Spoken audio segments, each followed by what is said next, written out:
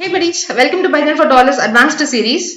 So previous video நம்ம என்ன பார்த்தோம் அப்படின்னா functionsல ஒரு task கொடுத்து அது எப்படி நம்ம perform பண்ணி எப்படி அதோட output பார்க்கறதுங்கறத நம்ம ரொம்பவே டீடைலா பார்த்தோம். So previous video பார்க்காம யாராவது இந்த வீடியோ பார்த்துட்டு இருக்கீங்க அப்படின்னா so please நீங்க அந்த வீடியோ போய் பார்த்துட்டு இந்த வீடியோ பாருங்க. So that நம்ம further பார்க்க போற கான்செப்ட்ஸ் எல்லாமே உங்களுக்கு ரொம்பவே கிளியராவும் டீடைல்டாவும் புரியும்.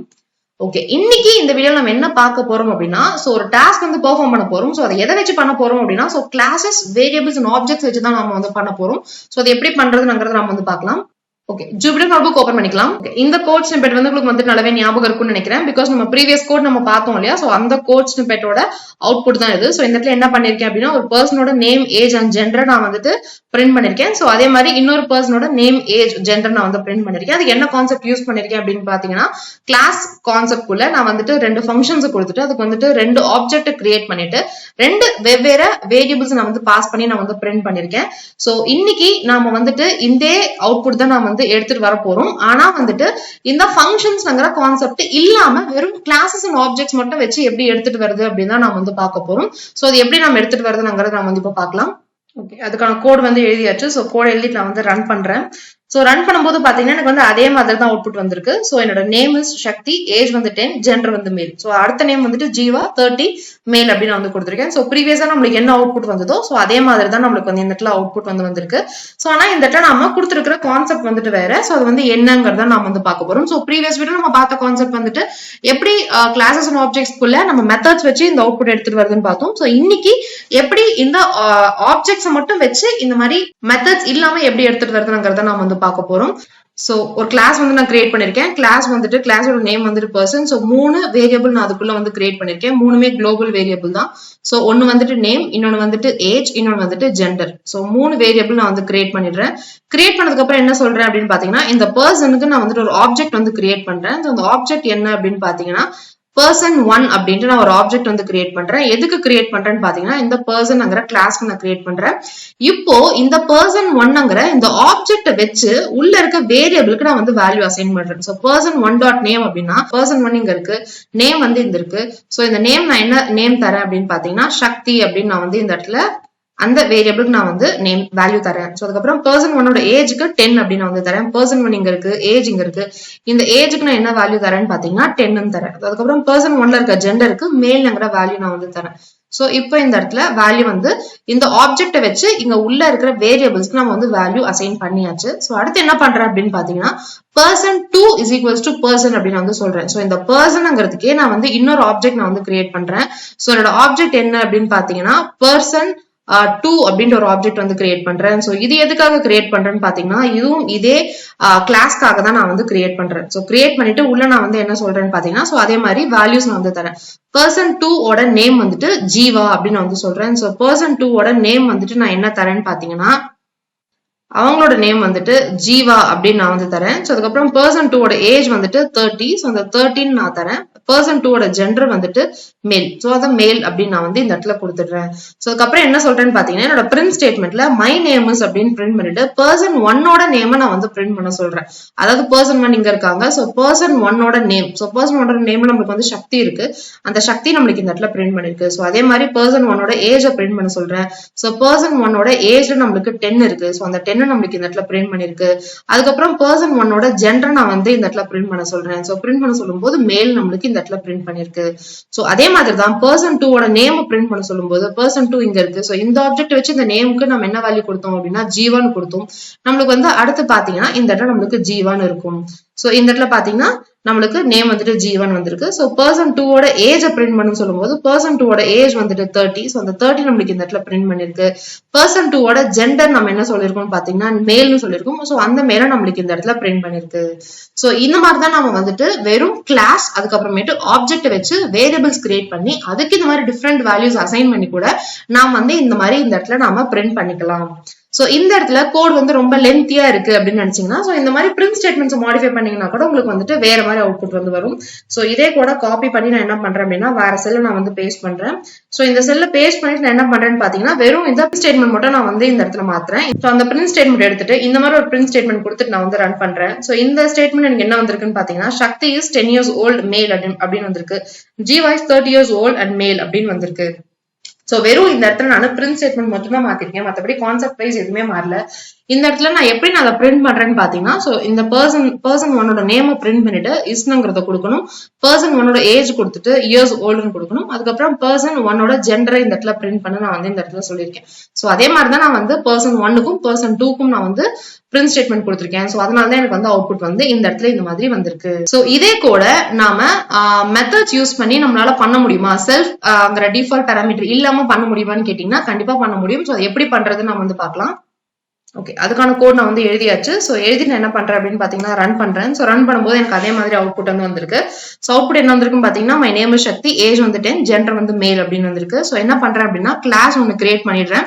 பர்சன் அப்படின்ட்டு ஒரு கிளாஸ் நான் கிரியேட் பண்ணிட்டு உள்ள அதே மாதிரி நான் வந்துட்டு 3 வேரியபிள்ஸ் நான் வந்து கொடுத்துடுறேன். ஒன்னு வந்துட்டு நேம், ஒன்னு வந்துட்டு ஏஜ், அதுக்கப்புறமேட்டு ஒன்னு வந்து ஜெண்டர் அப்படின்னு சொல்லிடுறேன்.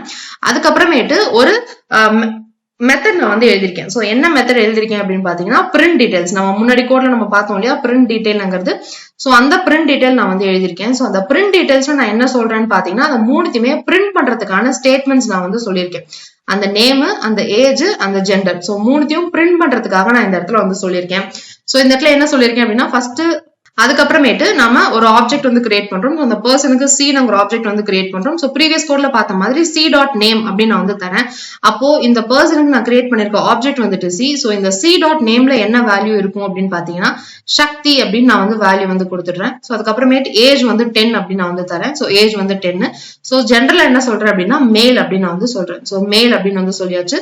சோ இப்போ இந்த ஆப்ஜெக்ட் வச்சுட்டு என்னோட பிரிண்ட் டீடைல்ஸ், அதாவது இந்த மெத்தடை நான் வந்து கால் பண்றேன். கால் பண்ணும்போது என்ன சொல்றேன்னு பாத்தீங்கன்னா மை நேம் இஸ்ங்கிறத இந்த இடத்துல பிரிண்ட் பண்ணிட்டு C.nameல என்ன இருக்கோ அதை பிரிண்ட் பண்ணு அப்படின்னு நான் வந்து சொல்றேன். சோ இந்த இடத்துல என்ன சொல்றேன்னு பாத்தீங்கன்னா C.name அப்படின்னு நான் வந்து இந்த இடத்துல சொல்லியிருக்கேன். இந்த இடத்துல பாத்தீங்கன்னா நான் ஃபர்ஸ்ட் இந்த இடத்துல மட்டும்தான் நான் வந்து செல்ஃப்ங்கிற பை டிஃபால்ட் பாராமீட்டர் கொடுத்திருக்கேன். நம்மளோட ப்ரீவியஸ் வீடியோல பார்த்த மாதிரி இந்த இடத்துல self.name நான் கொடுக்க கிடையாது.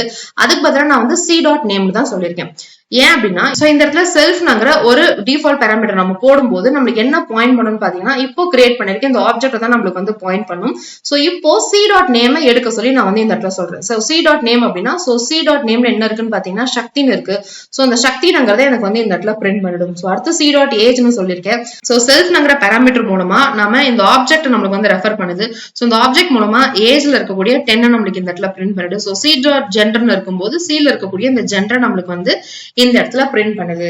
சோ இப்படிதான் வந்துட்டு நாம ஊப்ஸ் கான்செப்ட்ல ஆப்ஜெக்ட்ஸ் வச்சுட்டு இந்த மாதிரி வேரியபிள்ஸ் மாத்திட்டு நம்ம செல்ஃப்ங்கிற ஒரு பாராமீட்டர் இல்லாம, அதாவது self.name அந்த மாதிரி ஒரு பாராமீட்டர் இல்லாம ஆப்ஜெக்ட்ஸை வச்சே நம்மளால இந்த மாதிரி இந்த இடத்துல பிரிண்ட் பண்ணிக்க முடியும். சோ இந்த கான்செப்ட் மூலமா வந்துட்டு எப்படி வெவ்வேறு விதமா நாம வந்துட்டு ஒரு பர்சனோட டீடைல்ஸ் வாங்கி பிரிண்ட் பண்றது அங்க ரொம்பவே கிளியரா புரிஞ்சிருக்கும்னு நினைக்கிறேன். சோ இது வந்துட்டு இன்னும் கொஞ்சம் டீடைலா புரியறதுக்காக நம்ம வந்துட்டு ஒரு ரியல் டைம் எக்ஸாம்பிளோட நம்ம வந்து பார்க்கலாம். சோ ஒரு சின்ன எக்ஸாம்பிள் தான். என்ன பண்ண போறோம் அப்படின்னா ஒரு ரூம் இருக்கு, அந்த ரூமோட ஏரியாவை நம்ம வந்து கால்குலேட் பண்ண போறோம். சோ அந்த ரூமோட ஏரியா கால்குலேட் பண்ற ஃபார்முலா எல்லாத்துக்குமே நல்லாவே தெரியும். சோ லென்த்தையும் பிரெத்தையும் நாம வந்துட்டு மல்டிப்ளை பண்ணணும். அந்த ரூமோட லென்த்தையும் பிரெத்தையும் மல்டிப்ளை பண்ணணும் அப்படின்னா என்ன ஆன்சர் வருமோ அதுதான் அந்த ரூமோட ஏரியா. சோ இதை வந்து எப்படி பண்றது அப்படின்னு நம்ம வந்து பார்க்கலாம். ஓகே, அதுக்கான கோட் வந்து எழுதியாச்சு. சோ கோட் எழுதி நான் வந்து ரன் பண்றேன். சோ ரன் பண்ணும்போது எனக்கு அவுட்புட் வந்து கரெக்டா வந்திருக்கு. சோ இந்த இடத்துல என்ன பண்றோம்னு பாத்தீங்கன்னா ஒரு கிளாஸ் ரூம் அப்படின்ட்டு ஒரு கிளாஸ் கிரியேட் பண்ணியாச்சு. 2 வேரியபிள்ஸ் கொடுத்திருக்கேன், லென்த் ஒன்னு பிரெத் ஒன்னு. ஸ்டார்டிங்ல வேல்யூஸ் வந்துட்டு 0.0 அப்படின்னு வந்து கொடுத்திருக்கேன். அதுக்கப்புறமேட்டு ஒரு ஃபங்க்ஷன் நான் வந்து எழுதிருக்கேன், கால்குலேட் ஏரியா அப்படின்னு கொடுத்திருக்கேன். சோ அந்த அதுல பிரிண்ட் ஸ்டேட்மெண்ட் என்ன சொல்லியிருக்கேன் அப்படின்னா room 1.length அதுக்கப்புறமேட்டு room 1.breadth நான் வந்து மல்டிப்ளை பண்ண சொல்லியிருக்கேன். சோ அதுக்கப்புறம் என்ன சொல்லியிருக்கேன்னு பாத்தீங்கன்னா இந்த ரூமுக்கு room 1 அப்படின்ட்டு ஒரு ஆப்ஜெக்ட் நான் வந்து கிரியேட் பண்ணிருக்கேன். சோ ஆப்ஜெக்ட் கிரியேட் பண்ணிட்டு என்ன சொல்றேன்னு பாத்தீங்கன்னா இங்க கொடுத்திருக்க லென்த்துக்கும் பிரெத்துக்கும் நான் வந்து வேல்யூஸ் வந்து நான் இந்த இடத்துல தரேன். அதாவது நான் கிரியேட் பண்ணிருக்க ஆப்ஜெக்ட்டை வச்சு இங்க இருக்கக்கூடிய வேரியபிள்ஸ்க்கு நான் வந்து வேல்யூ தரேன். 42.5 and 30.8 அப்படின்னு நான் 2 வேல்யூ தரேன். அதுக்கப்புறம் இந்த கிரியேட் பண்ணிருக்க ஆப்ஜெக்ட்டை வச்சுட்டு நான் வந்து என்னோட ஃபங்க்ஷனை வந்து கால் பண்றேன். room 1.calculate ஏரியாவை கால் பண்றேன்.